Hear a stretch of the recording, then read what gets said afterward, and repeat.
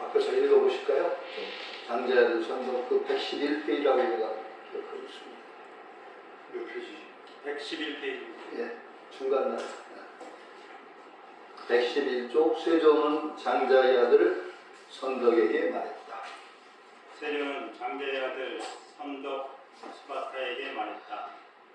그대가 무고층을 찾아뵙고 문병하여라. 선덕이 말했다. 세종이여, 저는 무고층을 찾아뵙고 문병하는 일을 감당치 못하겠습니다. 그 이유는 이렇습니다. 예전에 저는 아버님의 집에서 7일의 밤낮 동안 내 고시를 걸려서 모든 삶과 바람, 외로, 빈궁하고 하청하는 외로운 모두에게 공양하였습니다. 이 고시에는 7일간 계속되었습니다. 그때 고층이 그 모임에 들어와 저희 면전에서 이렇게 말했습니다. 장자의 아들이여, 무릇 고시회란 그대가 이곳에 버린 것처럼 해서는 안 돼요. 그대는 이제 법의 고시회를 마련해야 하오. 어찌해서 이런 재물을 고시하는 모임을 여는 것이요. 제가 말했습니다. 거사여, 어떤 것을 법을 고시하는 모임이라 합니까? 그 다음에 이제 좀 길게 읽으셔야 되니까 읽어보시기 바랍니다. 무고층이 적게 대답했습니다. 법보시는 먼저도 없고 나중도 없이 일시의 모든 중생을 위해 공양하는 것이니 이를 일러 원만한 법보시회라 하오. 구체적으로 어떤 일을 말하는가? 무상보리의 행상으로 크나큰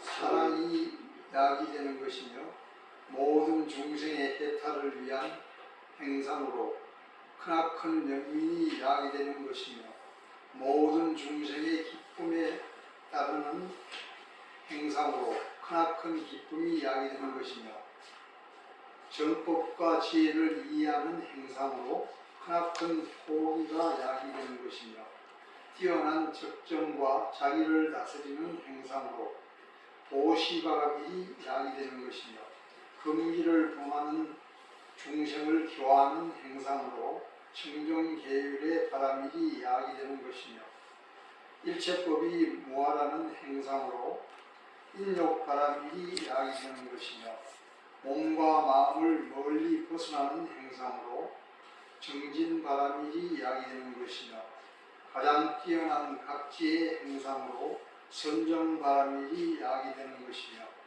일체 지지를 배우는 행상으로 관야 바라밀이 야기되는 것이며 일체 중생을 교화하는 행상으로 공의 수행이 야기되는 것이며 모든 유의를 다스리는 행상으로 무상을 닦는 것이 야기되는 것이며 일부러 생을 받는 행상으로 무언을 닦는 것이 야기되는 것이며 정법을 잘 수용하는 행상으로 크나큰 힘이 야기되는 것이며 사세법을 잘 닦아 익히는 행상을 통해 생명의 뿌리가 야기되는 것이며 일체 중생을 노예나 시종이 공경하고 섬기듯이 하는 행상으로 자만한 목숨이 야기되는 것이며 견실치 못한 것을 견실한 것으로 바꾸는 행상으로 견고한 몸과 목숨과 재물을 증득하는 것이 야기되는 것이며 6가지 영을 따르는 행상으로 정념이 야기되는 것이며 청정하고 오묘한 법을 닦는 행상으로 의략이 야기되는 것이며 부지런히 닦아 익혀서 올바르게 행하는 행상으로 청정한 삶이 야기되는 것이며 청정한 기쁨과 친근함이 행상으로 성현을 가까이 받들어 섬기는 것이 야기되는 것이며 범속한 자들을 싫어하지 않는 행상으로 조곡된 마음이 야기되는 것이며 청정한 출가의 수행을 잘하는 행상으로 청정하고 두높은 의락이 야기되는 것이며 늘 중도를 닦아 익히는 행상으로 능숙한 방편과 배움이 야기되는 것이며 다투지 않는 법을 통달하는 행상으로 늘 아란야에서 사는 게 야기되는 것이며 올바로 붓다의 지혜를 구하는 행상으로 좌선이 야기되는 것이며 일체 중생의 본뇌를 올바로 없애는 행상으로 요가 수행의 단계를 잘 닦는 것이 야기되는 것이며 상호를 잘 갖추고 중생을 성숙시키고 청정한 불국토를 잠엄하는 행상으로 광대하고 미묘한 복의 자랑이 야기되는 것이며 모든 중생의 마음과 행실을 알아 그에 따라 법을 설하는 행상으로 광대하고 오묘한 지혜의 자량이 야기되는 것이며 일체 만법에 대해 취하거나 버림없이 하나의 올바른 이치의 문으로 깨달아 들어가는 행상으로 광대하고 오묘한 슬기의 자량이 야기되는 것이며 일체의 번뇌와 습기 그리고 온갖 좋지 못한 것들의 장애를 끊는 행상으로 일체의 선법을 증득함이 야기되는 것이며 일체의 지지와 모든 선법의 자량을 깨달아 가는 행상으로 아까운 모든 불이분법을 증명해 나가는 게 야기되는 것이요. 예, 그 다음에 하시죠. 예. 저요.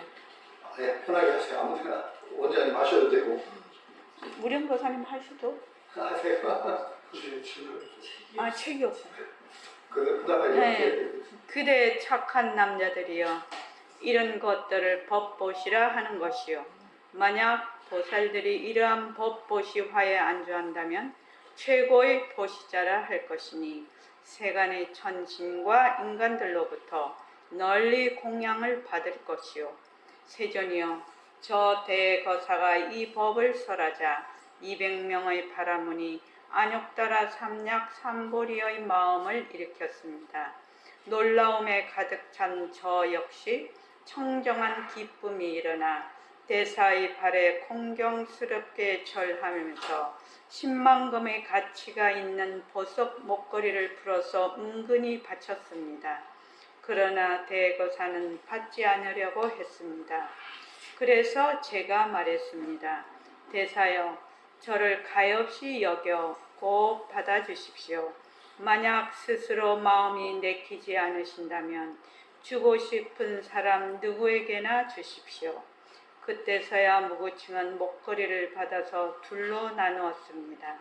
그중 하나는 이 대보시의 모임 속에서 가장 보기 싫고 빈천한 거지에게 주었고, 또 하나는 저 난승열애에게 바쳤습니다.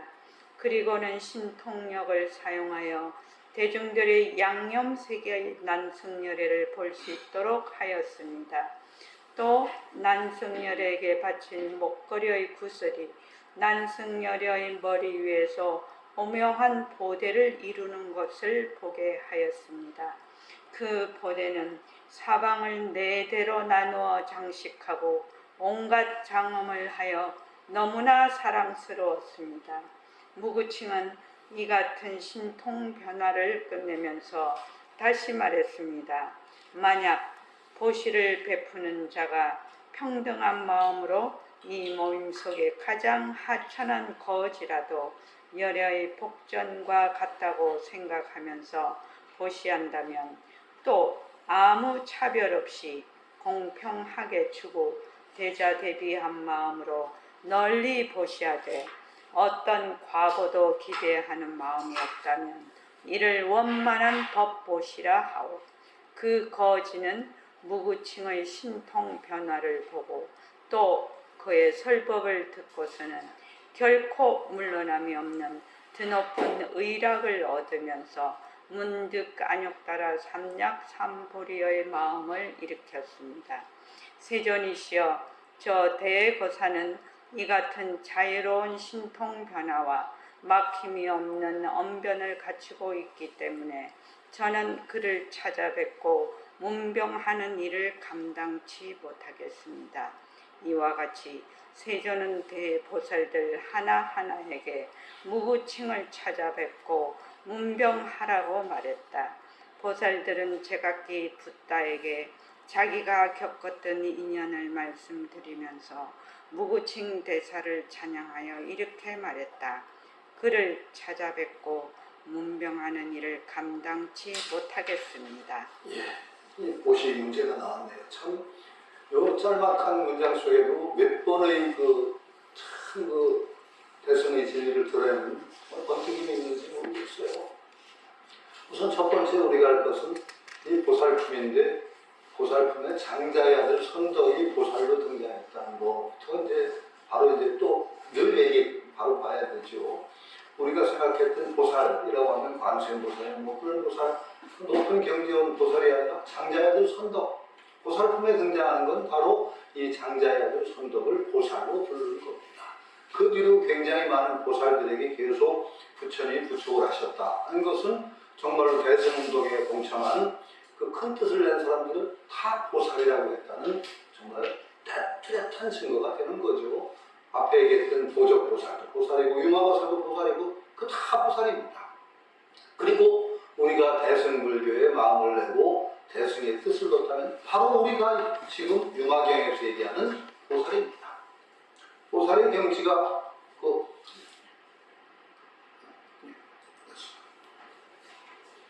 높을 수도 있고 낮을 수 있다는 건 그건 별 문제가 아닙니다. 우리는 그 보살도를 거쳐서 대승보살의 그 큰 이념에 따라서 부처가 될 길을 가는 사람들이라는 것을 확인해야 되는 거죠. 그 선덕보살이 아주 큰 부자였던 게죠. 이 큰 부자는 참 좋은 겁니다. 저도 좀 돈이 많았으면 좋겠는데. 자, 그러니까 부라는 건 나쁜 것이 아니거든요. 정말 귀한 겁니다. 부라는 건. 그 부처님 그 교단을 옹호하고 했던 참 청정 복전을 읽은 분들이 다 큰 보살들이에요. 그 기수극고도원을 만들었던 그 기수극고도 장자라든지 모든 분들이 불교가 그 힘을 통해서 유지가 된 거죠. 그러니까 우리가 불을 성취한다는 것은 굉장히 올바르게 불을 성취하는 건 굉장히 중요한 일입니다. 근데 부의 성취가 목적이 되면 안 된다는 거죠. 그게 우리가 올바로 살아가면서 그 부가 자연스럽게 쌓여가도록 해야지 부를 목적으로 삼기 시작하면 사람이 이상하게 되더라고요. 그래서 큰 부자가 좀 됐으면 좋겠는데 안 되고.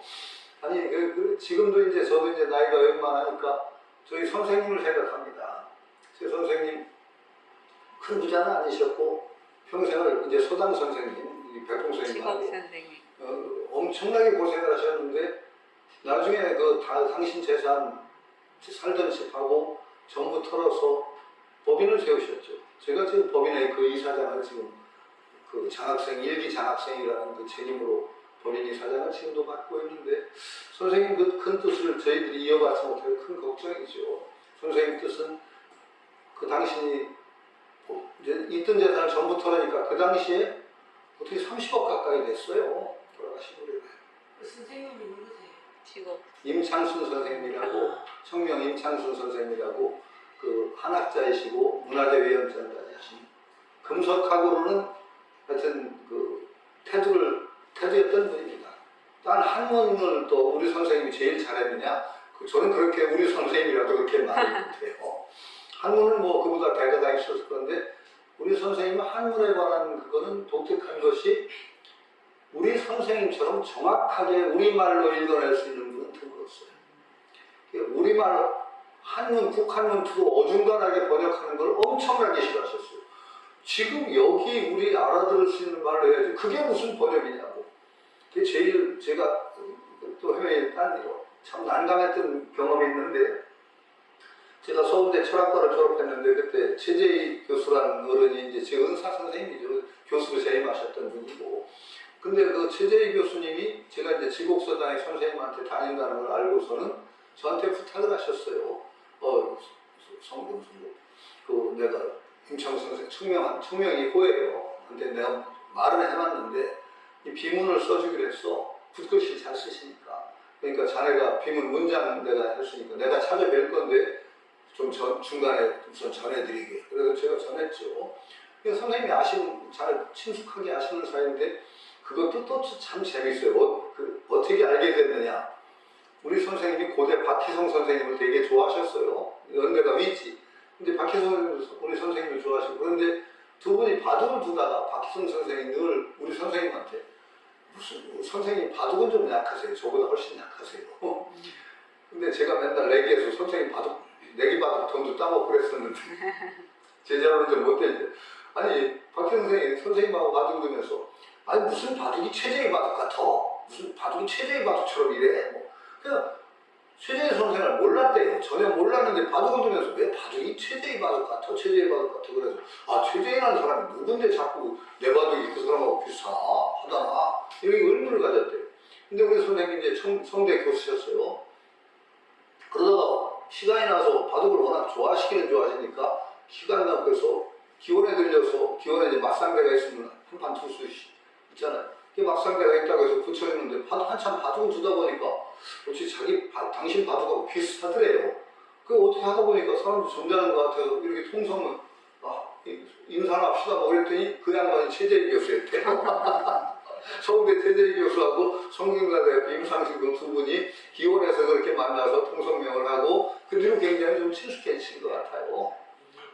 그런데 한참을 이제 선생님께 제가 전해드렸는데 우리 선생님이 안 쏘셨든지 몸이 달아서 최재희 선생님이 서당을 찾아왔어요. 서당이 마석 쪽에 마석에 물골이라고 해서 들어가는 데 있었는데 두 분이 있는데 제가 중간 역할한 사람이니까 옆에 있었는데 최재희 선생님이 말이 좀 약간 짧으세요. 근데 그거 왜 안 써주는 거예요? 왜 안 써줘? 그러니까 우리 선생님 참 오진 데가 있으시거든요. 그러다가 이게 글이야. 뭐가 어때서 그래? 뭐가 어때서 그래? 그러니까 선생님, 한문이면 한문이고 국문이면 국문이지. 우리 말이지. 이게 뭐 하여 있습니다. 이게 어서 이런 번역투가 나오니 이상하게 이게 그냥 그 두 분이 그냥 막 소리 지르고 닥치는데 제가 양쪽 제자잖아요. 중간에서 없어지는 모르는 그런 기억이 있어요. 선생님이 그러니까 어중간하게 한문을 그냥 옛날 틀린 걸 엄청나게 시도하시고 한글은 아름답게 우리말을 다듬어야 된다. 한학자라고 소문나는 분이 한글 전용론자였어요. 왜 중국도 힘들어하나 한자 쓰기를 좋아하냐? 자네들 같은 사람이 한문을 열심히 배워가지고 아름다운 우리말로 풀어줘야지. 그게 아주 독특한 분이죠. 한학자가 한글 전용을 주장한다. 이해가 안 되죠. 저희는 많이 혼났어요. 왜 추월한다고 해? 앞지른다고 하면 되잖아. 응? 앞지른다잖아. 왜 인권을 유린한다고 그래? 짓밟는다고 하면 돼. 이러셨어요. 그러니까 한문은 열심히 가르치고 배우되 그걸 문화를 지금 우리 문화로 바꿔줘야 된다는 아주 투철한 의식을 가지고 있어서 한문을 정확하게 우리말로 읽어내는 건 저희 선생님이 저는 제오라고 생각해요. 토부치는 것도 싫어하셔가지고 토부치기 주장하는 한학자한테 따기도 맞았어요. 우리 선생님이 나중에 화해 나셨지만 하여튼 그런 독특한 분이세요. 근데 금석하게만은 우리 선생님을 넘어설 분이 없었어요. 금석하게라는 게 뭐냐? 비문이나 이런 걸 읽어내는 거. 탁본, 옛날 금성문 같은 거 오래된 그런 것들을 해독하고 판독하고 그런 거 있잖아요. 그건 좀 우리 선생님을 따라갈 뿐이 없었죠. 그래서 선생님 돌아가시면 큰일이라고 할 정도로 탁월하셨던 분이에요. 탁월해서 까매서 우리는 글자가 어디 있는지도 못 찾아요. 근데 그걸 선생님이 쑥 읽어요. 이렇게 보고 읽으세요. 그래서 저는 선생님한테 배울 때는 몇 가지 소중한 가르침 참 그런 게 중요한 것 같은데 제가 물었어요. 선생님 그게 어떻게 읽어집니까? 하도 시안에서 읽었더니 선생님 그때 참 재미난 말씀을 열심히 하고 좋아하면 보이네. 그러면서 그때 예를 들었던 얘가 지금도 저는 기억이 나요. 이게 어떻게 보이느냐. 나는 서양 음악을 들으면 저게 무슨 음악인지 하나도 몰라. 근데 어떤 사람은 연주 음반을 들으면 저게 어떤 악단에서 연주한 것까지 다 알게. 그럼 나는 그거 신비야. 마찬가지야. 이것도 그렇게 오랫동안 관심을 기울이고 좋아하다 보면 보이는 거지 아무것도 없어. 이렇게 말씀하셨던 게 저는 지금도 기억이 나요. 그리고 어떤 제자 하나가 선생님 하도 이제 감정에 탁월하시고 금속하게 탁월하시니까 어떤 정말 진품 같은 거 있잖아요. 서화 같은 것도 진품이나 그런 걸 구하면 값이 엄청나게 뛰거든요. 그런 걸 어떻게 판별해서 진품을 구할 수 있습니까? 그랬더니 선생님이 픽 웃으시더니 뭐라고 하시 그런 욕심 내지 마고 그러시는 거예요. 어떤 그림이나 그림을 보거든 이게 진짜 좋으면은 사. 그래서 그걸 감상한다는 그 마음으로 하다 보면은 차츰 보이고 그래서 좋은 걸 구하는 거지 처음부터 진품 구해서 돈 벌겠다? 이따위 마음으로는 안 돼. 그러니까 계속 좋아하는 마음으로 꾸준히 하다 보면 보이지 왕도가 없다. 이 말이 굉장히 중요한 말이에요. 그러니까 우리 공부도 마찬가지라고 생각해요. 꾸준히 이것을 우리가 해야 된다는 의식을 가지고 꾸준히 하는 가운데 드는 거지 뭔가 이것을 통해 갑자기 안 돼요. 그래서 저는 외전이지만은 공부하는데 굉장히 소중한 지침으로 삼고 있는 게 맹자의 말입니다. 맹자는 이제 호연지기를 어떻게 이루느냐? 호연지기라는 게 맹자가 인격의 항상의 초점이거든요. 호연지기, 온 누리에 가득 차는 기상을 기른다는 공부법인데 어떻게 이루느냐? 맹자가 한 말이 있습니다. 필요사원이 물정, 신물망물조자냐. 이걸 한문인데 필요사원이 물정. 아니 요즘 좋은 세상이라요. 구글에다 필요사원이 물정하면 나옵니다. 한글로 쓰면은 필요사원이 물정, 식물망물조자. 이게 무슨 소리냐? 필요사원이 물정. 이것은 반드시 1, 3, 5, 4 해야 된다. 우리가 공부를 하는 것을 1, 3, 5, 4 해야 된다는 거예요. 필요사원이 물정이라는 건 뭐냐? 발열정자를 쓰는데 이 정자가 독특한 율법이에요. 기필하지 말라는 것이. 기필한다는 것. 기필이라는 건 뭐냐? 이거 너무 보림이 약간 큰 것 같아서. 언제까지 어느 경지에 이르겠다. 이런 생각하지 말라는 거예요. 왜 나는 안 돼? 빨리 돼야 되는데. 기필하지 말라. 그냥 꾸준히 할 뿐이지 기필하지 말라. 조급해하지 말고 언제까지 어떻게 공부가 되고 싶다. 언제 왜 나는 왜 경성만 해? 왜? 안 된다는 거예요. 필요사원이 물정. 신물망물조장이야. 마음에 잊지 말래. 늘 공부를 잊으면 안 됩니다. 놓으면 안 돼요. 물조장이야. 억지로 키우지 말아라.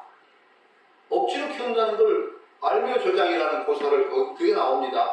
곡식이삭을 뽑아서 잘하는 걸 돕듯이 하면은 그 얘기죠. 바보가 곡식이 늦게 자라는 걸 가볍게 여겨서 이삭을 전부 뽑았다는 게죠.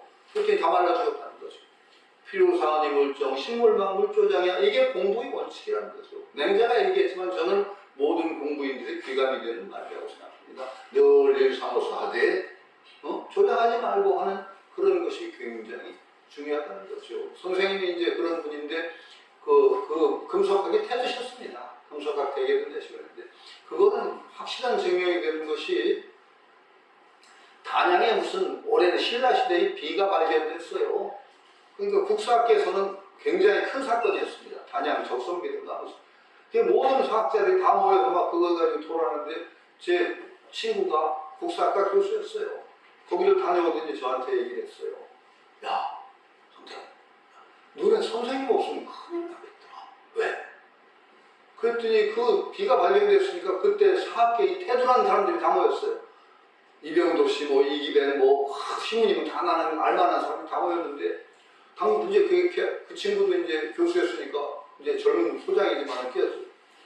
그 유명한 사람들이 입을 안 떼더래요. 수근수근만 하지 말을 들어 안 떼. 왜 그런가 했더니 뒤늦게 우리 선생님이 오셨대요. 딱 오셔서 일단 선생님이 판독을 쫙 하시대요. 판독을 기본으로 딱 해놓고 나니까 그 다음에 떠들더래요. 왜냐면 그 전에 떠들면 망신을 다 틀리거든. 우리 선생님이 기본으로 쫙 읽어놓으시고 나서 그 다음에 그 부분에 대해서 나는 이걸 이렇게 본다는 이런 얘기들이 오는데 나중에 신문에 나오는 건 되게 그분들 얘기가 나요. 근데 기본으로 우리 선생님이 가서 딱 읽어내지 않으시면 안 됩니다. 이게 그러니까 엄청난 능력을 가지고 있었죠. 그게 어떻게 그렇게 됐습니까? 그랬더니 우리 선생님이 전 학력이 초등학교도 안 나왔어요. 서당교육 6년밖에 없어요. 그런 의식, 그런데 그 서당 장학생으로 6년 배웠는데 그걸 가지고 나중에 대학 교수까지 되셨으니까 정말 입지전이죠. 근데 늘 그렇게 못 살고 힘든 때도 길 가다가 비를 보면 그냥 못 지나가시고 탁 보내두시고 그런 어떤, 그리고 그 당시에 한글 풀어쓰기도 연구하시는 거 참 재미난 어른이죠. 근데 그 어른이 돌아가신 무렵에 이거 보신 얘기가 나왔습니다. 당신 재산을 통통 털어서 했더니 30억 됐는데 그것도 그 힘들게 사는 분이거든요. 날품팔이에서 일제시대에 살고 그랬으니까. 그래서 재산 모을 여력이 없었는데 그것도 재미난 일. 그때 무슨 세종대왕 시절의 작품이 두 개가 나와. 아니 유물이 많이 있는데 하나는 두루마리로 된 붓글씨인데 17m인가 돼요. 두루마리가. 그 당시에 세종 때의 유명한 문인들이 다 한 요만치 한지 하나씩 쓴 거예요. 시를. 그걸 이어붙인 게 17m예요. 세종 때 중국 사신이 왔는데 중국 사신을 맞이하면서 연회를 베풀고 그 당시에 문인들이 다 모여서 술 한 잔씩 하면서 한씩 전부 시를 지은 걸 이어붙인 거예요. 그게 진짜 보물이죠. 그리고 그 당시 때의 그림 한 점 두 개가 있는데 엄청나게 되는 거예요. 보물입니다. 보물로 지정된 겁니다. 근데 그 좋은 물건을 선생님이 감정을 해서 중간에 들어서 누구한테 소개해줘서 그 사람이 샀어요. 샀는데 나중에 그 사람이 형편이 좀 힘들었더니 도로 팔게 됐어요. 두 달이 건너서인가 그런데 이 사람이 문화재에 대한 의식도 있던 분이라 이 좋은 물건이 여기 왔다 갔다 하는 게 저도 마음에 안 좋습니다. 선생님이 오지간하면 잡아주시죠. 제가 샀던 값에 드릴 테니까. 선생님이 그 물건 정말 탐이 나는 거예요. 그래서 선생님 빚을 내가지고 샀어요. 온갖 데 다 돈을 꿔가지고. 아마 그때 손경회장 부인도 좀 돈을 빌려주신 걸로 아는데 재벌 부인이 꽤 빌려. 그래 그게 아마 3억인가에 제가 샀던 걸로 기억을 해요. 그 두 개를. 그걸 나중에 돌아가신 무렵에 돌아가신 몇 년 전이죠. 국립박물관에 한 점당 10억씩을 받았어요. 그것도 선생님 말씀에 이걸 포함에다 팔으면 한 점당 15억은 받지.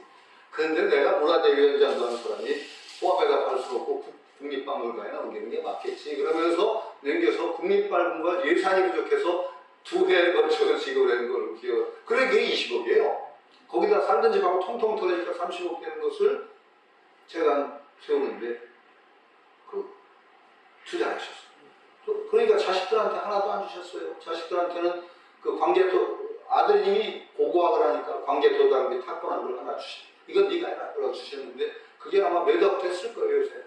아마 국립박물관으로 아들이 다시 국립박물관에 요구를 해가지고 국립박물관에 이제 들어간 거 같은데 국립박물관 보상을 얼마 줬는데 꽤 억대를 줬을 것 같습니다만 그 귀한 거 그거 하나 자식한테 주고 살던 집까지 통통 털어서 보시라. 그게 사실은 이게 보시라신 겁니다.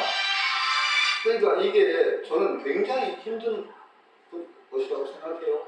여러분도 한번 생각해보면 자기 재산을 전부 어떤 사회에 환원한다. 이게 일종의 보시입니다. 이게 그리 쉽지 않을 거라고 저는 생각을 하고 저도 나이가 먹으니까 지금 생각해 내 재산 하나도 없이 자식한테 안 주고 다 사회로 출연할 수 있을까?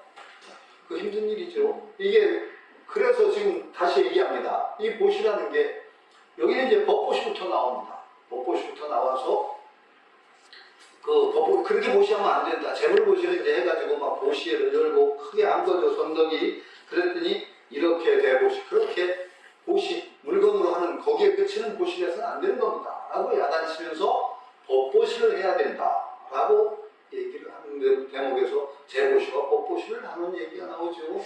우리 선생님은 뭐 법보시 하셨다고 보는데 의지가 그러셨죠. 내가 평생에 이게 뜻을 뒀던 게 뭐냐. 내가 가장 가슴 아파하는 건 민족분단이라는 상황이다. 민족분단 이 상황을 참 극복했으면 좋겠다. 난 참 부끄러운 세대다. 이 민족분단이라는 상황을 만드는 내도 그 중에 한 사람 아니야. 저는 선생님 그 말씀도 지금 머리에 가슴에 남아있어요. 이 사회현상이 내 책임 아니다라고 돌려서는 안 된다는 거죠. 사회에 어떤 일이 일어나면 그것을 꼭 남의 일 비난하듯이 비난하면 안 되죠. 우리 책임입니다. 그 정치적인 현상이나 이런 걸 갖다 꼭 남의처럼 저걸 왜 저래 하고 하는 것보다 그래도 거기에 내가 일조를 했지. 그 선생님한테 그렇게 배워서 그런지 저는 대통령을 마음에 안 드는 대통령이 정권도 많아도 6등원짜리 욕을 저는 잘 못합니다. 아무리 싫은 정권이라도 뭐 전두환 대통령 같은 경우는 별로 마음에 안 들어 하는데 뭐 예를 들어서 하면 사람들이 두관이 뭐 그러는데 저는 그렇게 불러본 적이 없어요. 전통이라고 저는 했습니다. 왜? 우리가 뽑았잖아요. 내가 찍지 않았어도 우리가 뽑았잖아요. 그 사람을. 그렇게 함부로 얘기하는 게 아니라는 겁니다. 생각합니다. 내 책임이 들어가죠. 우리 선생님은 민족 분단이라는 상황을 초래한 것이 당신 책임이라고 생각했어요. 내가 그 세대인데 그렇게 만들어 놓은 게 뭐 자랑스럽다고. 생신상을 한 번도 안 받았어요. 우리가 생신상 차려드리려고 뭐 그렇게 사는 주제에 그 생신상 맞냐? 고사실 그런 의식이 저한테 좀 전해진 것 같아요. 그러면서 내 평생에 그리고 그 민족 분단이라는 것이 우리의 책임이다. 그러니까 그 분단을 극복하는데 그 도움이 되는 그런 일을 하는 재단이 되고 싶다. 또 하나가 두 개죠. 내 평생에 힘써온 게 민족 문화를 개선하고 이걸 현대적인 이것으로 개선하는데 내 뜻을 줬는데 그것에 힘쓰는 재단이 되었으면 좋겠다는 의지로 주신 거예요. 거기도 또 하나예요. 민족 분단이라는 것이 제가 늘 얘기하듯이 얼마나 많은 사람들을 고통에 빠뜨리고 있습니까? 이 민족이 우리가 분단이 안 됐으면 겪지 않을 고통을 우리 한민족 전체가 겪고 있잖아요. 몇 년을. 그러면 이게 얼마나 심각한 괴로움이에요. 한 사람의 괴로움도 아니고 수많은 사람들을 괴로움에 걸고 있다는 그 괴로움을 없애는 일이야만 불교적인 겁니다. 불교는 뭐 어떤 종교냐? 이고등락의 종교예요. 가장 쉽게 얘기하면은 이 현실을 극복하는 일에 힘쓰지 않고 무슨 일에 우리가 힘을 써요? 부처님이 오시면 가장 서두를 일이 뭐예요? 저는 분단 극복이라고 생각합니다. 그 다음에 환경이라고 생각합니다. 부처님이 오시면은 이 환경이 하나 파괴되면서 인간뿐이 아니라 얼마나 많은 중생들이 무차별적으로 고통을 당하고 죽어나가고 있어요. 그럼 부처님이 가장 서두르실 일 환경 문제일 겁니다. 환경불사, 통일불사. 이게 가장 이 시대의 중요한 불사여야 된다고 저는 늘 생각을 하죠. 그리고 나의 괴로움을 치유하는 일도 거기서부터 시작합니다. 내 속에 있는 수많은 괴로움이 사실은 뿌리를 더듬어가면 분단이라든지 이런 데 다 오고 그리고 이것들이 모든 이 땅에 있는 사람들이 아픔과 함께합니다. 이런 것을 제대로 보는 데서부터 우리가 나의 문제를 해결하는 동시에 모든 중생의 문제를 함께 해결하는 그 운동, 선생님이 분단 극복하자. 이런 그 말씀이 저는 가볍게 오신 말씀이라고 생각을 안 하죠. 저는 그래서 큰 의미에서 선생님이 보시야말로 굉장히 재단을 투여하신 것은 큰 일이라고 저는 마음에 생각하고 있고, 그런 어른들, 제가 복이 있다는 것은 몇 가지 복인데 그 중에 선생님 복이 제일 커요. 선생님 복이 백공 선생님 만났죠. 대학 교수님도 좋은 교수님 몇 분 계십니다. 그리고 우리 서당의 선생님, 그런 분들이 말보다도 그런 하나하나의 것으로서 저한테 전해준 게 제 삶에 엄청나게 큰 조명이 됐습니다. 제가 그 선생님이 저한테도 아주 고약한 어른이죠. 저를 굉장히 좋아하셨어요. 아니, 제가 수제자는 아니에요. 저보다 뛰어난 제자는 많이 있을 수 있는데 제가 애제자는 틀림없어요. 선생님이 저를 그만큼 좋아하셨어요. 왜냐면 왜 좋아했냐? 제가 무람없이 굴거든요, 어른한테. 아주 체면 차리고 그런 걸 싫어해서 선생님한테 막 연겨 붙고 막 어떤 때 선생님 그러시면 안 돼요 라고 막. 그래서 선생님이 그렇게 좋아하셨어요, 저를. 예전 나중에 졸업하고서도 가끔가다 이제 놀러 들어가도 서당에 그럼 선생님하고 바둑도 서드리고 마작도 하고 그러는데, 제가 들어온다고 선생님 오늘 저 들어가겠습니다 하고 하루 자고 그러는데, 제가 들어간다고 전화를 하면 선생님이 오전부터 내다보셨대. 되게 오후야 되고 왜 그래? 성그런다. 그렇게 좋아하셨어요. 애제자는 제가 틀림없습니다. 틀림없이 애제자예요. 그래서 나중에 그런데 참 제가 1년간 파견 교수로, 교환 교수로 미국 가 있는 사이에 돌아가셨어요. 근데 참 저는 너무 정이 선생님하고 있어서 그런지 참 어른 돼서 울어보기는 참 오래간만인데, 선생님 돌아가시다 전화 받고 새벽까지 이불 쓰고 울었어요, 미국에서. 그리고 비행기 타고 이제 날아왔죠. 날아오면서 제가 오는 사이에 딴 제자들은 장례준비가 보니까 네가 추모사는 해가지고 와라. 연결식에서 제가 추모사를 읽었죠. 그래서 온 김에 또 월간 조선, 주간 조선에서 선생님 특집호를 냈어요. 그러면서 저한테 선생님 말하자면 뭐라고 하나, 추모사를 원고지 5배 정도로 써달라고. 주간조선에 제 글이 들어갔습니다. 선생님 추모글이. 근데 그 글에 제가 한 말이 고약한 노인네, 추모글이 그렇습니다. 이상한 노인네, 제주도 좋은 노인네, 뭐라고 야멸찬 노인네 이라고 썼어요. 그런 모습이 있었거든. 이상한 노인네는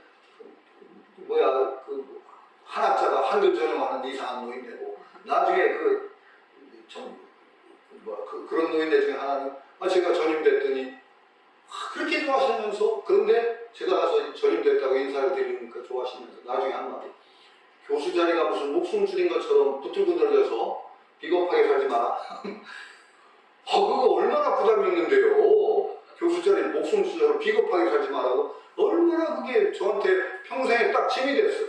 교수 자리를 목숨줄처럼 부들부들해서 비겁하게 살지 마라. 그게 언제나 그래도 지성인으로서 좀 당당하려고 노력하고 비겁하게 안 살려고 하고 학생들한테 부끄럽지 않은 선생님으로 하려고 하고 애쓴 게 아마 선생님의 그 말씀이 굉장히 귀감이 되지 않았던가 싶어요.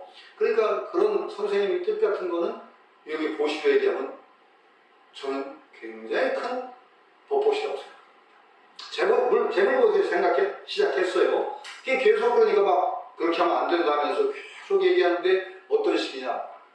보시 마음 자체가 큰 행상인데 그게 말하자면 모든 여기 다 나와요. 육바람일 육바람일부터 사막 육바람일 여러 가지가 전부 그런 거예요. 불교 수행을 일으키는 근본적인 대승의 마음, 그 마음을 바탕으로 하는 보시야말로 법보시라고 얘기한 거죠. 그러니까 선생님이 민족을 위하고 이런 마음에서 보시한 건 그 일종의 법보시에 들어간다고 생각하고 있습니다. 그런데 중요한 건 뭐냐? 여기서 저는 이제 약간 계속 저 생각은 그래요. 남들이 똑같이 하는 식으로 얘기를 하는 건 제가 살 필요가 없다. 저는 늘 그래요. 남이 내가 할 수 있는 얘기를 하는 게 저는 중요하다고 생각해요. 이게 제 삶이고 작더라도 지금 책을 이제 융화경도 엉터리 막 쓰기는 썼지만 그래도 제가 할 소리가 들어있습니다. 제가 하는 소리가 지금 내 책에 몇 개가 또 있는데 논어를 내야 됩니다. 논어도 남들이 다 논어 읽는 방식으로 하려면 내 논어 아닙니다. 내가 읽는 방식이 거기에 있고 나의 소리가 들어간 논어 아니면 나 안 되겠다. 제자들하고 읽어나가고 있죠. 근데 의미가 있을 거고 저는 늘 그렇습니다. 법보시냐 제보시냐 이걸 나누는 마음을 버려야 진정한 거기서부터 법보시가 시작됩니다. 이건 제보시, 이건 법보시. 딱 나누는 마음이 들어가는 순간에 그건 보시 근본을 잊어버린 겁니다. 제보시와 법보시라는 구분을 떠나는 것부터가 법보시의 시작입니다. 그게 저는 굉장히 싫어하는 말 중에 하나가 법보시가 중요하다고 계속 강조하면서 자기 주머니에서 한 푼도 안 내놓으려는 사람들 되게 싫어합니다. 좋아하면 주머니에서 나와야 돼요. 보시의 어려움은 어디서부터 시작하느냐? 제 주머니에서 뭘 꺼낼 때 내 탐욕이 얼마나 큰가를 자각하는 데로부터 보시가 시작됩니다. 안 내놓으려고 해요. 법보시 주장하는 사람들이. 제 주머니에서 내놓는 게 아까워요. 근데 제 주머니에서 정말 내놓을 때 그 자기 탐욕을 바로 보고 거기서 큰 마음을 일으켜내는 데로서 법보시 출발이라고 저는 생각을 하죠. 제가 아까 말씀드린 게 제가 죽을 때쯤 돼서 내 재산을 어떻게 사회에 얼마쯤 환원할 수 있을까? 자신이 없거든요. 이게 탐욕이거든요. 이걸 들여다볼 때 바로 법보시 출발점이 시작돼요. 저는 그렇게 봐서 바로 그 마음을 직시하고 정말 올바른 마음을 일으키는 것이 법보시 출발점이다 라고 생각하고 그런 마음에서 재물을 보시해도 그게 바로 법보시가 되는 겁니다. 이 구조를 쭉 보세요. 유마거사가 얘기하는 구조가 바로 그렇습니다.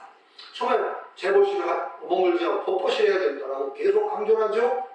근데 법보시라는 마음이 재물은 그럼 쓰지 말아라고 하는 구조가 하나도 없어요. 하나도 없어요. 재물이라든지 모든 보시를 하는 마음에 있는 마음을 얘기했어요.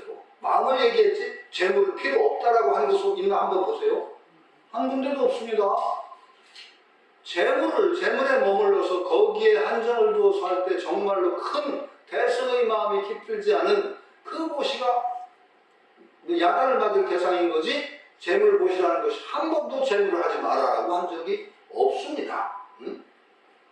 이 보시를 통해서 큰 어떤 행상이 일어나고 대승의 큰 어떤 결과가 도출되는 그런 보시가 중요하다고 했지 재물을 하지 말아라? 이런 말이 없습니다.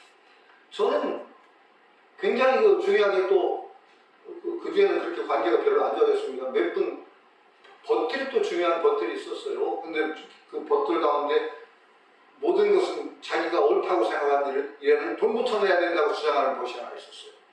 그 벗을 저는 굉장히 소중하게 그 마음을 간직합니다. 그래서 언제나 저도 옳다고 생각하면 우선 작든 크든 간에 자기 재물을 조금씩 내놓죠. 마음, 재물 가는데 마음 갑니다. 절대 빈거가 내가 쓴 만큼 거기에 마음이 따라간다는 거죠. 그 어디도 하다 보니까 뭐 보보신 같은 데 쭉 하다 보니까 내가 뭐 도와달라고 그래서 그거 해야지. 그러고 얼마 할게 그랬더니 선생님 벌써 하고 계신데요. 그래 도셨나? 그런 경우가 많은데 어쨌든 간에 그렇듯이 그 재보시와 법보시를 구분하고 법보시 자꾸 강조하는 분들 전시가 그 상 없이 정말 재보시를 할 때 그게 법보시예요. 상을 이렇게 3년 청정이면 바로 법보시예요. 주은이와 바른이와 그 재물에 탐착이라든지 집착이 얽히지 않으면 그게 바로 법보시지 재물보시를 뗀 법보시가 따로 있다? 이거 굉장한 망설입니다. 그렇게 나누는 마음부터가 법보시 정신이라고 보나요? 정말 대승의 정신은 재물과 마음을 둘로 나누지 않는 데 있어요. 재물 가는데 마음 가고 그러지 어떻게 마음 따로 가고 재물 따로 가던가요? 안 그렇거든요. 이게 굉장히 소중한 마음이다라고 생각을 하죠. 그리고 이 도시 얘기한 그 대목이 바로 그 과정을 그대로 유마거사가 실현하고 있어요. 그래서 선덕이 10만 금에 해당하는 보시를 올렸잖아요. 유마거사가 어떻게 했어요? 받지 않으려고 하다가 간청을 하니까 받아들여서 하나는 바로 그 재물이 필요한 거지한테 줬어요. 바로 그 재물이 필요한 사람, 이 재물이 필요한 사람한테는 재물을 주는 게 법보십니다. 마음을 택해놓죠. 그냥 몹쓸 고생하는 사람한테 가서 마음 먹기 나름이나 그 뜻을 패야 됩니다. 아니 재물이 정말 하나 가지만 하셔서 밥 한 끼가 아쉬운 사람한테 마음이 중요하다고요? 그 타령하는 사람 좀 비오는 날 먼저라도 패야 돼요. 그래서 정말 스스럼 없이 주는, 정말 상 없이 친구가 돼서 베푸는 그 불청주라는 말이 있어요. 청하지 않은 것이라는 불청주. 그 무슨 경에 나오던가 불청주라는 말이 갑자기 기억이 생각나요. 유마경에 나옵니다. 불청주는 네. 그 이경화경에 딴 데도 나와요. 불청주가 나오는데 청하지 않은 것들은 거예요. 청하기 전에 어려운 사람한테 가서 도움을 주는 보시기는 이게 굉장히 중요한 거죠. 그 보살행이라 그게 바로 보살행이거든요. 불청주가 되는 게.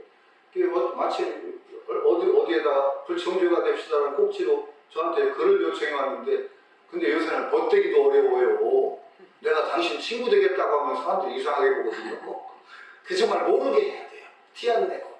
정말 힘든 거예요. 불청주 되기가. 내가 당신 친구 될게요. 그러면 그걸 제일 느끼는 게 예전에 목욕탕 가면 서로 등 밀어주는 게 자연스러운 풍습 아니었습니까? 내가 등 밀어드릴까요? 그럼 밀어주면 그 양반이 요새 그랬다면 어떻게 돼요? 이상한 사람. 그렇게 서로에게 서로 그걸 안 줘요. 그런데 내가 친구 되겠습니다? 이거 안 돼. 그러니까 표현나게 하기가 그만큼 힘들어요. 표현나게 하기가 그렇게 힘들어요. 그거 하다 보니까 표현나게 하는 재미난 얘기가 있어서 하나 했는데 그 쓰리 테너스라고 3대 테너의 그 거장이 있었죠. 그 플라시도 도밍고, 파바로티, 파바로티, 그다음 호세 카를라스. 세 사람이 아마 쓰리 테너스인데 파바로티가 같죠. 루치아노 파바로티가 같습니다. 호세 카를라스하고 근데 호세 카를라스하고 플라시도 도밍고, 호세 카를라스가 굉장히 암이 걸려가지고 치료 과정이 힘들고 뭐 하는 것도 별로 없어요. 거의 굉장히 고생을 했어요.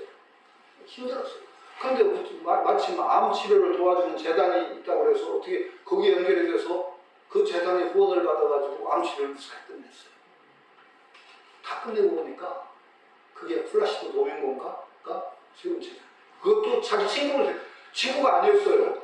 이 두 사람이 유명했는데 스페인인가 그때 그 사람이고. 근데 정치적 입장이 달라서 서로 어려운 거에 되게 안 좋았어요, 사이가 겉으로. 근데 이 호세 카를라스가 아닌 걸 알고 바로 도와준다고 하면 달아날 것이 거의 뻔해서 소리도 없이 재단을 세워가지고 소리도 없이 접촉을 해가지고 치료까지 다 도와줬어요. 그래서 그걸 나중에 알고 굉장히 정말로 문경주의가 됐다고 할까 그런 친구가 이제 고등학교에 된 예가 있어요. 그렇게 도와주기도 힘듭니다.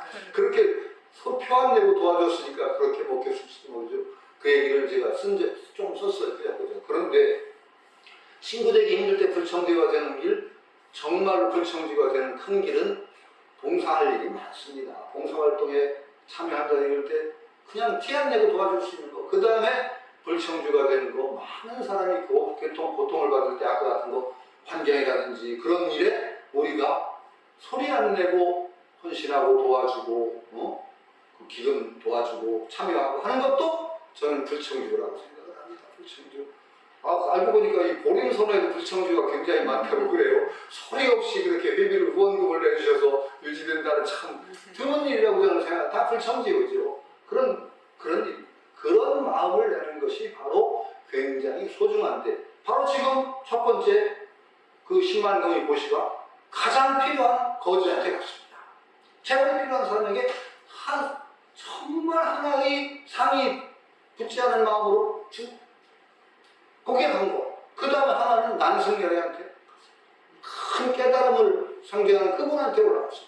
그러니까 이게 두 쪽으로 나눴지만 이 두 개가 다 보시의 본질입니다. 진리를 위한 큰 길에 정말 보시, 그 성취한 얘기 원리를 보시와 가장 정말 재물로 난승열애 재물이 필요한 없는 분이죠. 재물이 필요한 거지한테 갔습니다. 이 보시가 이 두 개의 보시가 다 법보시입니다. 유마거사가 제보시한 거 아니거든요. 그 3년 청정의 마음으로 거지한테 보시한 것이 법보시오, 난승열애한테 그 진리를 성취한 위대한 내게 올리는 그 법보시입니다. 그래. 이 두 개의 보시가 보시의 두 측면을 바로 얘기합니다. 그 두 측면의 보시가 어떤 결과를 또 맺었나요? 거지가 안욕따라 삼맥삼보리 힘을 냅니다. 이거 보세요.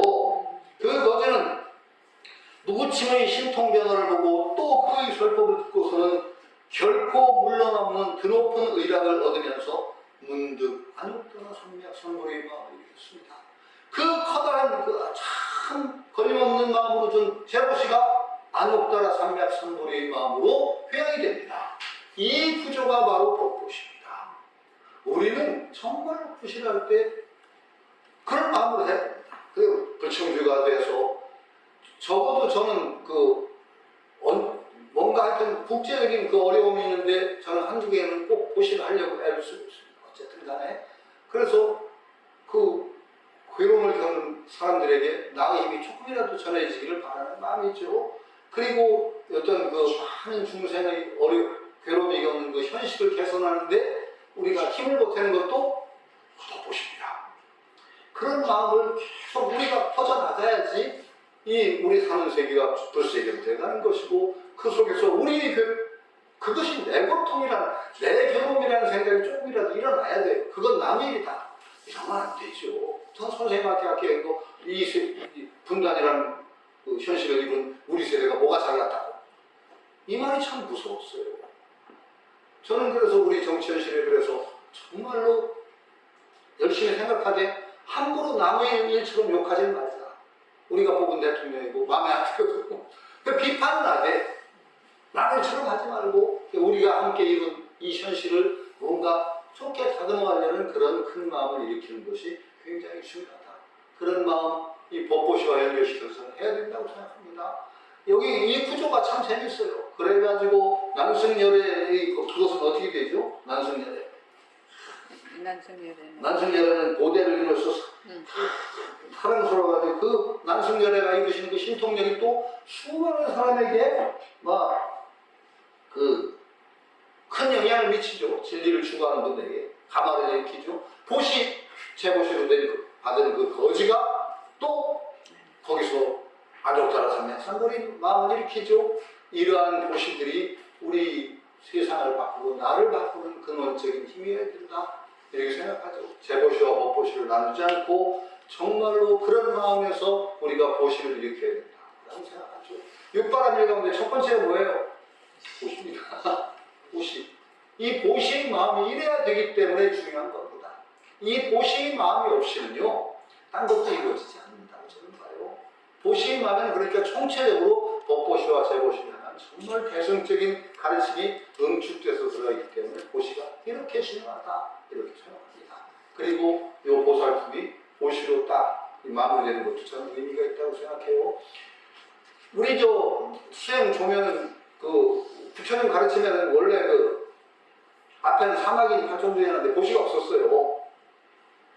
대승의 이제 가장 중요한 수행 방편으로 소승에서 있던 것과 다르게 제시되는 게 육바라밀이잖아요. 육바라밀의 첫 번째가 보시잖아요. 이것은 의미가 있다고 생각해요. 대승불교 정신의 핵심이 저는 보시에 있다라고 생각합니다. 이걸 참 주의 깊게 읽고 우리도 커다란 마음으로 재보시와 법보시를 나누지 않는 그 마음으로 커다란 보시를 행하는 그런 존재가 되어 나가기를. 이 자꾸 이렇게 떠들면 제가 어떻게 유산을 어떻게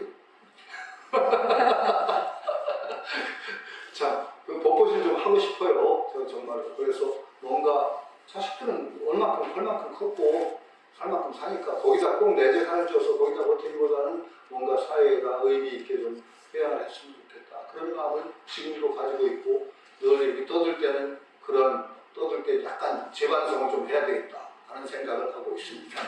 자, 넘어가도록 하겠습니다. 오늘은 문수사의 문질품으로 조금 더 들어가 보기로 하죠. 자, 보살 제자들 10대 제자들 다 나가 떨어졌습니다. 그 다음에 보살들 다 나가 떨어졌습니다. 도저히 문병 못 갑니다.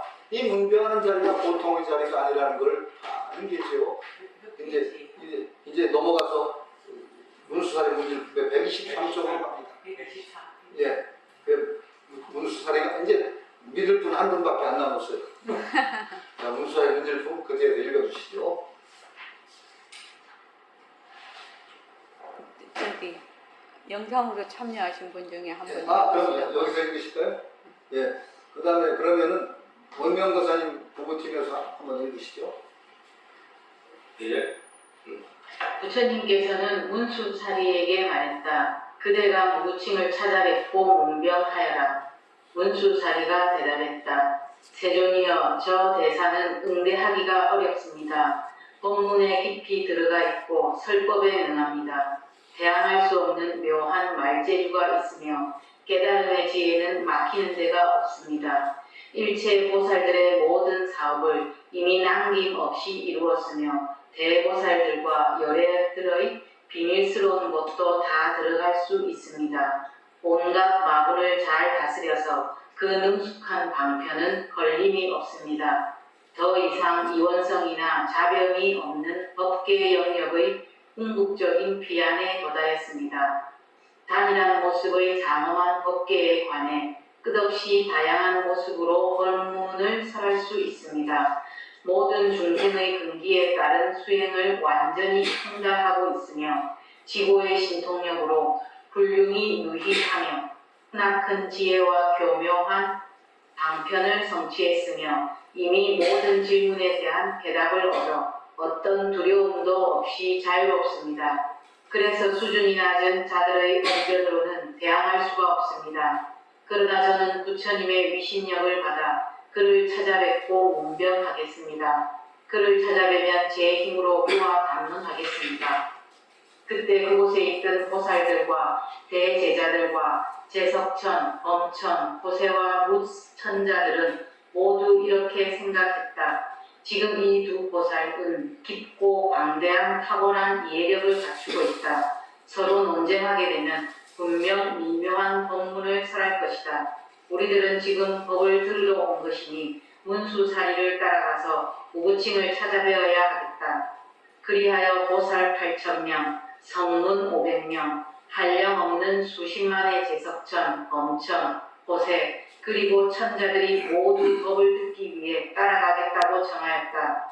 이윽고 문수사리와 보살들과 대제자들과 묻제석천, 범천, 보세 및 천자들은 세존에게 공경스럽게 절을 하고 암나 팔리 동산을 나와 바이살리 성으로 들어가 무구칭 처소에 이르러 문병을 하고자 했다. 예, 그때 그러면은 주영순 보사님 읽으시면요. 아, 힘드시면 정영수님. 보면 예. 오명거자님. 부부가 따로 예, 일시에 예. 따라가세요. 예.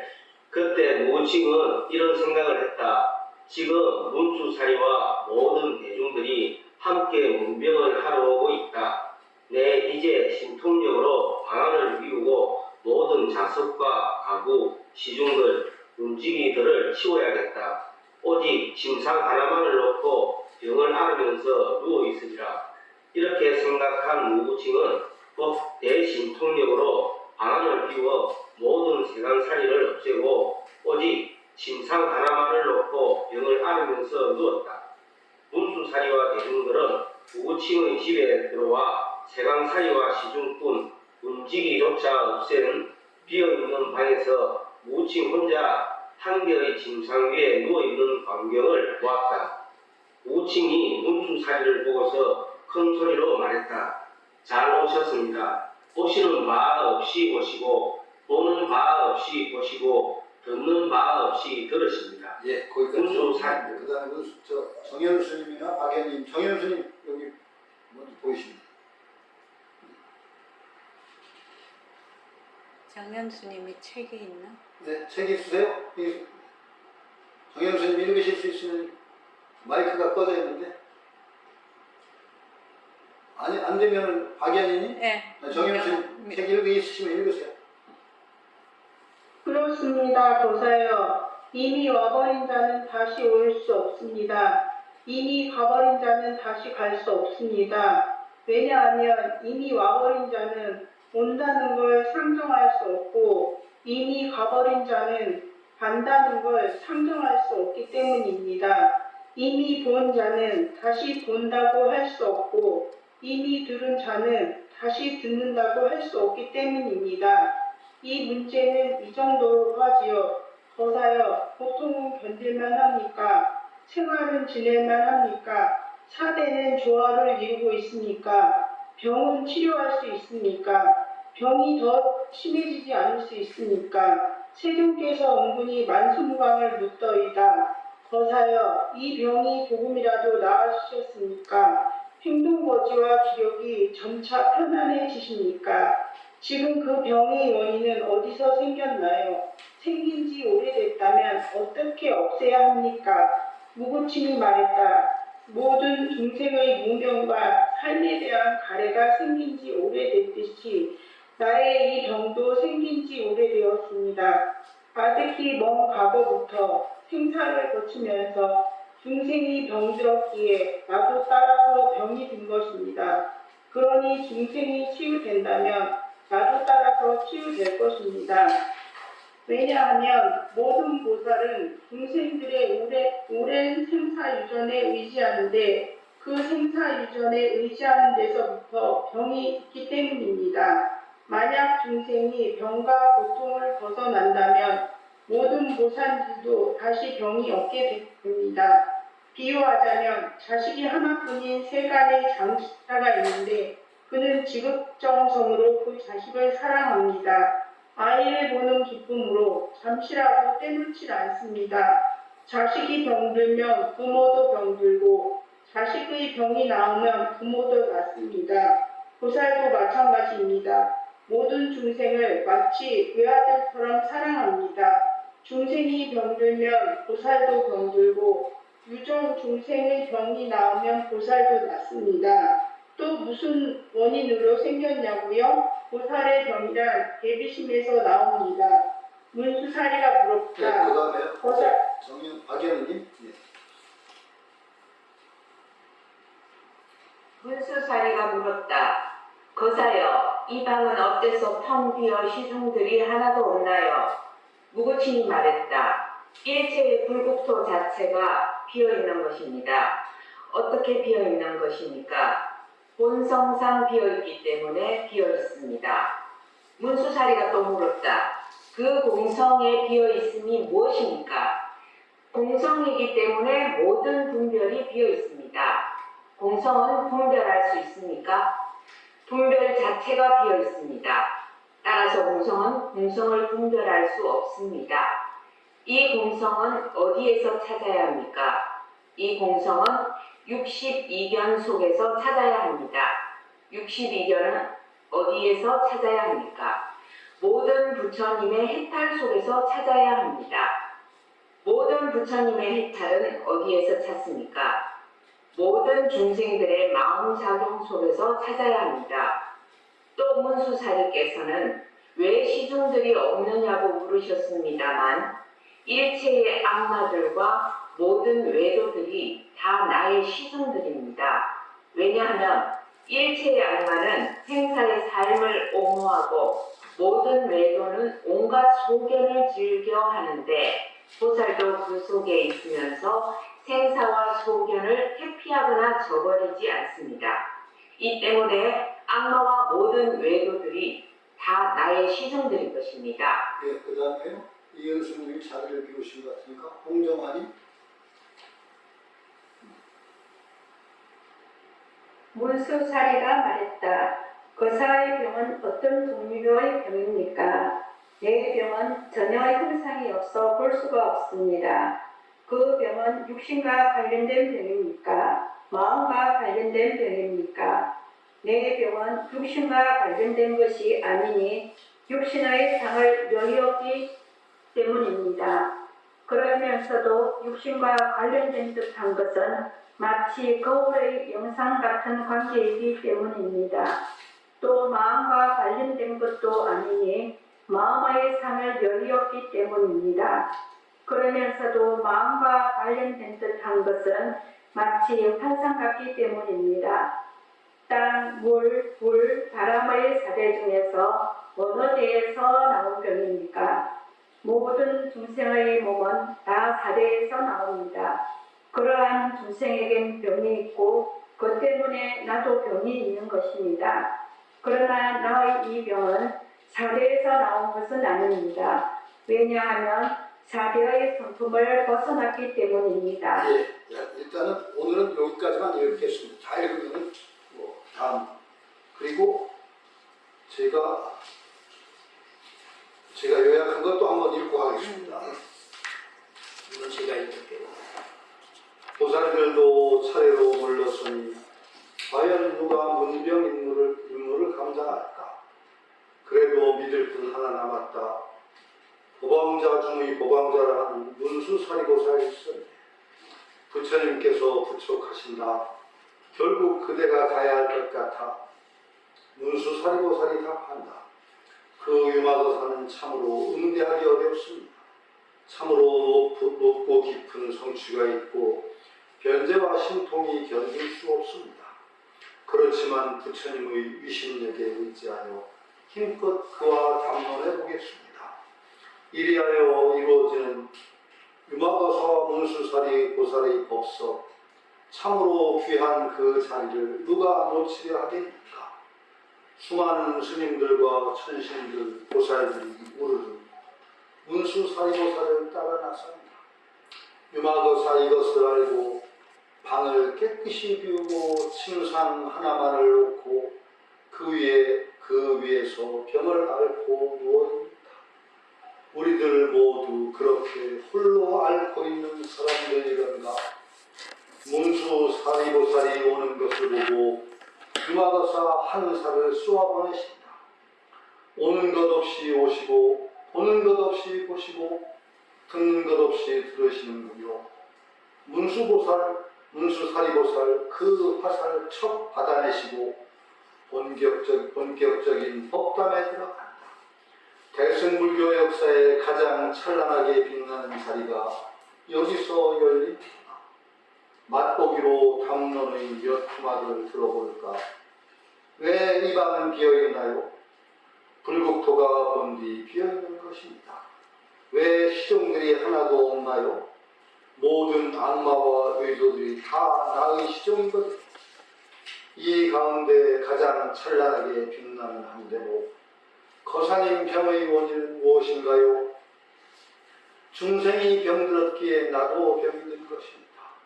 중생이 병과 괴로움을 벗어난다면 모든 보살도 다시는 병들지 않지요. 보살의 병은 대비심에서 나오는 것입니다. 대승의 경전을 드러내는 찬란한 깃발로 빛나는 이 한 구절, 보살이 병을 앓는 것은 중생이 병들었기 때문입니다. 이렇게 그냥 제가 좀 불경을 불경스럽게 다뤘다. 좀 너무 그 딱딱하게 아무래서 뒤에는 아주 뭐 그냥 약간 문수보살과 유마보살 응답하는 거, 이 양반 성격도 급하시구만 이런 식으로 얘기를 했습니다만 어쨌든 이제 문수사리보살이 마지막입니다. 딱 이제 부처님이 아무래도 문수사리보살 당신이 가야 될 것 같다. 그러니까 문수사리보살은 지혜제일 문수살이죠. 그러니까 보현보살은 대행보현보살, 대제문수사리보살. 보살이 그러니까 우리가 여섯 보살에도 첫 번째로 꼽히는 분들이 대개는 문수사리보살이에요. 그 칠경례, 오분향례 할 때도 대제문수사리보살, 대행보현보살, 대비관세보살, 대원본전지장보살, 마살 이렇게 쭉 사대보살을 얘기해도 문수사리보살이 언제나 상수보살로 꼽히는 보방자라고 보통 보살들을 보방자라고 이제 상수보살을 보방자라고 하는데 보방자 중에 보방자라고 하는 분이 바로 문수사리보살이죠. 어떤 경에서 보방자라고 하죠. 법화경에서 보방자라고 부릅니다. 문수사리보살이 사리보살한테 부처님이 더 부촉을 하니까 문수보살 참 응대가 참 재밌어요. 또 유마보살을 막 띄웁니다. 그분 참 힘들어요. 대단한 어른이에요. 그냥 문경 가서 오는 게 아니라 담론하러 가는 걸 아니까 띄웁니다. 그러면서 제가 도저히 힘든데요. 그러면서 또 부처님을 또 띄우십니다. 부처님 땡 믿고 제가 한번 가볼게요. 쉽게 얘기하면 그렇습니다. 부처님의 위신력을 빌어서 제가 부족하지만 제 부처님의 위신력을 빌어서 한번 가서 문병을 담론을 해보죠. 얼마나 멋있는지 몰라요. 저는 이 대목을 읽으면서 참 의젓하고도 비굴한 것도 없죠. 문수가 탁 비고 참 힘듭니다. 그러나 제가 부족하지만 부처님의 위신력을 빌어서 한번 제가 가보도록 하겠습니다. 이게 사람이 이런 어그러운 풍도가 보여서 참 그냥 이거 별것도 아닌데 굉장히 환희심이 나는 대목이에요. 문수가. 저 힘들지만 부처님의 위신력을 빌어서 제가 한번 가보도록 하겠습니다. 이제 가는 거죠. 사람이, 살아가는 사람들이 그런 좀 풍도가 보였으면 좋겠어요. 자기 내세우지도 않고 겸손하면서도 참 이렇게 부처님을 띄우면, 상대 띄우고 부처님 이렇게 위신력을 이렇게 띄우면서 부족하지만 제가 그냥 감사하겠습니다. 얼마나 멋있어요. 그게 가니까 이제 우르르 그냥 여기서 우르르라고 표현했는데 이게 세기에 보기 힘든 참선장이라는 걸 이제 알죠. 이게 우리가 참 귀한 자리를 놓치면 안 되는 거죠. 귀한 인연들. 제가 늘 제 복이라고 생각하는 게 선생님들을 만난 인연들. 그런 조그만 그 말 한마디나 조그만 것들이 평생을 바꾸는 거예요. 그러니까 이런 귀한 자리를 놓치면 안 된다는 게 참 이분들 여기 부처님 복성이 멋있던 사람들이 다 따라가는 거죠. 그 초만 계기가 얼마나 무서운지 그건 이제 나중에 지내보면 알게 되죠. 하나 무심코 했던 행동이 나중에 어떤 결과를 주든지 무심코 들었던 영향 미쳤던 그 한마디가 나중에 얼마나 큰 그 결과로 오는지 무섭게 올 때가 있습니다. 그 무심히 지나면 모르지만 가만히 보면은 참 선생님 얘기 들은 것 중에 재밌었던 얘기가 선생님은 제일 불교에 인연 맺었던 게 하나도 이광수가 쓴 원효대사 읽다가 그거 한마디에 걸렸다는 얘기를 했어요. 뭐라고, 원효대사하고 대한대사하고 뭐가 있는데, 뭐라고, 한 오고 가면. 생명. 뭐라고 하잖아요. 생명, 구절이 있어요. 예. 생산. 그러니까 갑자기 됐어요. 기억나세요 혹시? 오광은 가긴 어딜 가고 그랬다는 질문이 있대요. 네, 불거불래. 불거불래고 오는 것도 안 가는데 가긴 어딜 가고. 그런데 그 말이 턱 걸렸대. 이게 무슨 말이야? 이게 무슨 소리지? 선생님은 젊으셨을 때는 절간이라는 건 술 먹기 좋은 데로 알고 계셨다는 분이니까 불교적인 심각한 의문 안에 그러니 뭔가 턱 마음에 걸렸대요. 그래서 선생님 보면은 선생님 굉장히 집중력이 오시고 이게 그 의미가 뛰어나신 분 틀림없는 게 왜 선생님은 그 청년운동 하다가 그 깜빡이 잡혀가지고 독방 죄수를 꽤 많이 보내셨다고 하더라고요. 근데 나중에 살 수 없어 만들고 도망갔다고 하시더라고요. 피난하십시오. 근데 독방에서 있을 때는 공부는 뭐 딴 공부 안 하고 독방에 하도 심심하니까 누가 점 찍어놓고 정신집중하는 법을 가르쳐줬대요. 점 찍어놓고 열심히 쳐다보면 힘을 얻을 수가 있다. 그래서 독방에서 점 하나 찍어놓고 열심히 거기다 쳐다봤대. 그때 신통력이 생겼대요. 같이 보여야 아니, 선생님 얘기로 정말 열심히 쳐다봤더니 얼마나 했더니요. 그 교도소 밖에 전기줄에 참새가 내렸다 앉아, 제비인가 참새가 줄에 웬만하게 앉았다 날렸다 한 게 환히 또 밤방안에서 보이더래요. 그래가지고 이거 내가 무슨 헛것을 보나 싶어요. 감방 창살을 붙들고 내다보면은 정확하게, 그러니까 이게 일종의 투시 능력이 생긴 거예요, 선생님이. 점 찍어놓고 쳐다보다가. 그러니까 선생님이 엄청난 집중력과 이걸 가셨다는 게 이제 그런 데 드러나는 거죠. 근데 그건 또 금방 날라가요. 그런 거 휘발해요. 왜냐하면은 이게 사람이 공부라는 게 참 쉽게 드릴로 파듯이 공부하는 거 아닙니다. 우리 공부라는 건 이렇게 털을 넓게 잡고 이렇게 파들어가는 거죠. 아니 쌓아가더라고 그런 거고, 요즘은 석유 시추하듯이 드릴로 몇백 미터 하는 그런 공부는 없습니다. 사람 유기, 즉 언제나 사람이 공부를 해나간다는 것은 자기 식견이 이렇게 넓어질수록 공부의 깊이도 이렇게 쌓여가는 거고, 그런 거지 이렇게 좁게 해서는 절대 멀리 못 가요. 그걸 소도라고 부르는 거예요. 소도, 작은 길이다. 제가 이제 뭐 외전이지만 논어에 그런 말이 있어요. 공자가 한 말이 수소도 필요가관전 치원공리 고궁자불이야.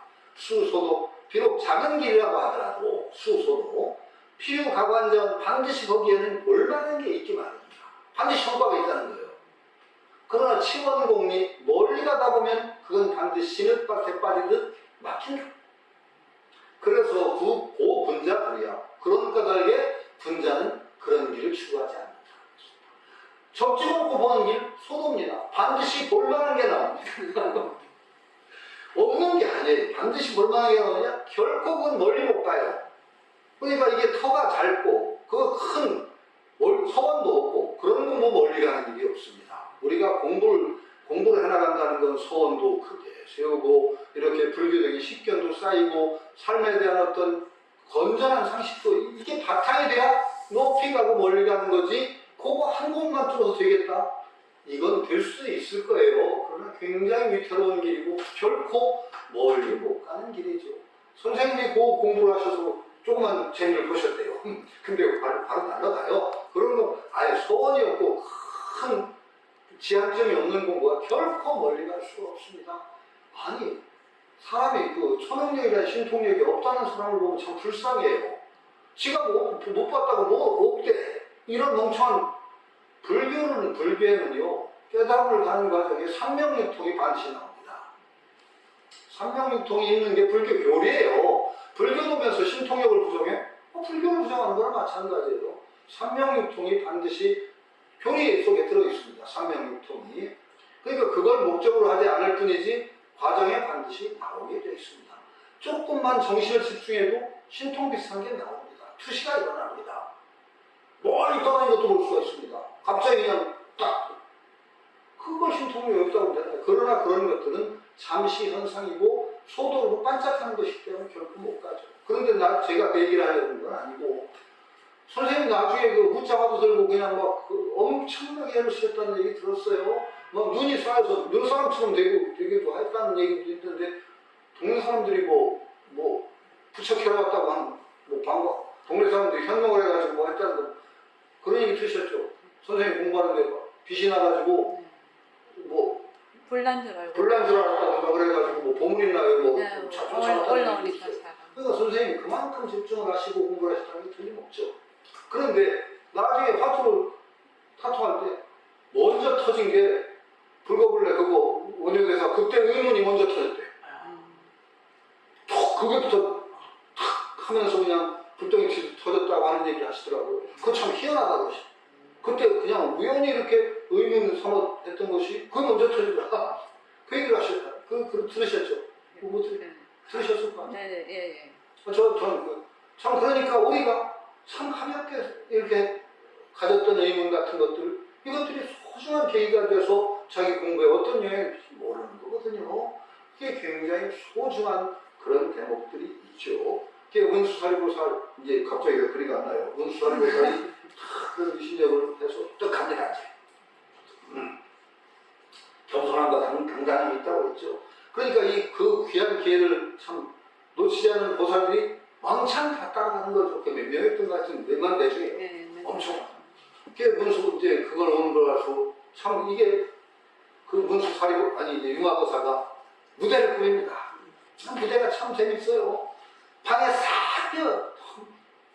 그러고 침대 하나 탁 있고 고우에 혼자 앉고 있어요.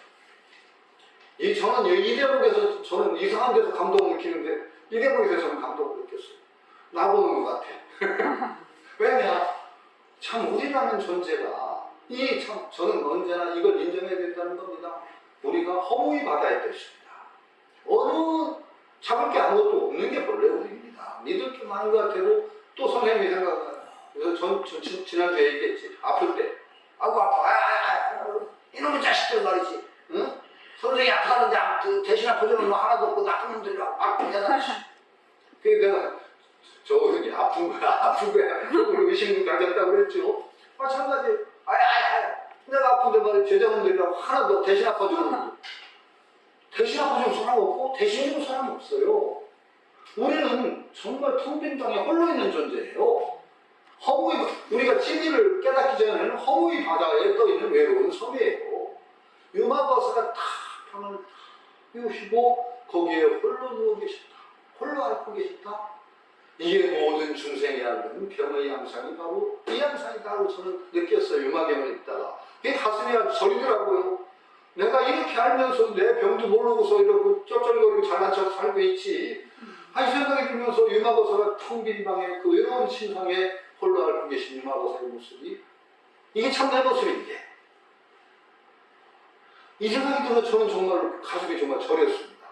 그러면서 뭐 안다고 쩔쩔거리고 다니고 허물을 깨치지 못한 주제에 이게 가슴이 유마버서 그렇게 이 무대입니다. 우리가 모든 중생이 앓는 정말 허물 속에 떠있는 존재의 병의 양상을 저는 드러냈다고 저는 그렇게 느꼈어요. 근데 이제 또 딴 의미가 있어요. 공의 때문에 피했다. 저는 그렇게 느꼈다는 겁니다. 그래서 저는 거기서부터 이제 유마경에 또 좀 몰입을 하고 그런 것도 있죠. 그러고 나서 이제 촥 나오는데 오는데 이게 재밌어요. 이게 그 법도량이라는 게 재밌거든요. 오는데 한 사람 탁 쏘아 보내거든요. 유마가사가 한방 오자마자 그냥 오는 거 없이 오시고 보는 거 없이 이게 무슨 소리가 이거 무슨 뚱뚱한 소리 이거 굉장히 중요한 얘기입니다. 아니 근데 저는 이것을 좀 다음에 얘기해야 되는데 이 얘기 좀 들을 때 선생님 문화에서 공부하시는 어느 어른인가가 그 얘기를 했어요. 왔나? 그러니까 내가 왔나요? 그게 공부를 수월하게 하는 분의 의식 속에는 왔다 갔다 하는 그 심상 자체가 어때요? 그냥 온통 깨어있는 의식이기 때문에 그늘이 없는 의식이거든요. 거기는 왔다 갔다라는 그 심상 자체가 그냥 오고 갈 뿐이지 없다. 내가 왔나? 뭐 이래. 그냥 그 분별이 없는 게 아니에요. 심상 그 얘기를 하시는 어른을 제가 선생님 제자예요. 들었고 그 어른 이름 그런 생각이 들어요. 근데 유마거사가 바로 탁 한 사람 쏘치는 거예요. 그런데 우리는 물에서 이제 그 진여와 생멸을 얘기하면 파도에 얽매여서 왔다 갔다 자꾸자꾸하지만 진여를 바탕으로 해서 모이는 분들은 파도의 모습에 얽매이지 않거든요. 단물일 뿐이지 진여라는 바탕에서 그 생멸의 굴리는 입장에서는 왔다 갔다에 매달리지 않아요. 그러니까 아마도 그 유마거사가 문수사리한테 탁 한살 쏘아붙인 게 진여의 그 바다에 재밌게 놀고 계세요.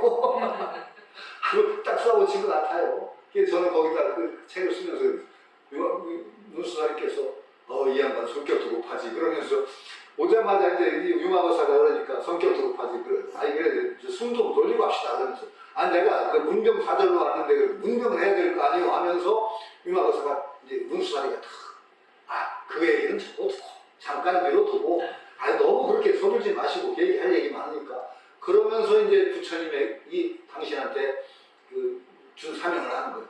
병은 어떠십니까? 어떻게 아프시고 찾아와 있습니까? 그런데 거기에다가 은근히 당연하게 그냥 사절로서 하는 이 의례적인 그 말투 속에다가 또 문수사리는 더 고약한 양반이에요. 그 속에다가 더 무서운 화살을 하나 숨겨놨어요. 병의 원인은 무엇인가요? 왜 아프신가요? 옛날에 아주 고약한 거 알려주긴 눈싸움 할 때 눈덩 속에서 돌멩이로 던지는 진짜 나쁜 그럼 문소리 나쁜 놈이라고 하는 게 아니라 진짜 그 문수사리가 정말 부드러운 문병의 어투 속에 정말 무서운 화살을 하나 딱 숨겨서 쐈어요. 그 얘기는 미뤄두고 오라고 하시면서 그냥 평범하게 병이 어떠십니까? 부처님께서 걱정하십니다 하면서 그 속에 병의 원인은 무엇인가요? 하고 탁 했는데 유마거사가 또 그걸 이래서 아픕니다 대충 설명했으면 한 살 걸리는 거죠. 유마거사가 또 딱 그냥 알아채고 다시 답하 거기에 나오는 답이 중생이 아프게 보살이 아프라 라는 답이 탁 나오니까 이게 멋있는 거예요. 저는 이 대목을 보면서 정말 멋있어요. 이게 참 어떤 경지에 오른 분들이 참 평범한 말 속에 담기는 진리 법당의 현장을 여기서 보는 것 같아요. 이 얘기는 다음 시간에 좀 더 해야 될 것 같아서 오늘 여기서 마무리하겠습니다. 다음